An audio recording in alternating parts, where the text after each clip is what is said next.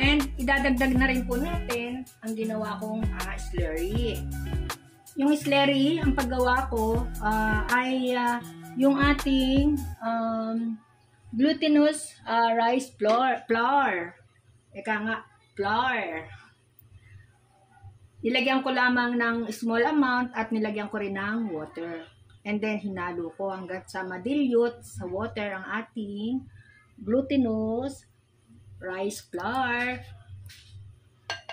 Yan. And ating ihahalo dito sa ating sabaw na yan upang lumapot-lapot naman siya. Unti-unti lamang at baka ma-over naman sa lapot. Okay? Yan.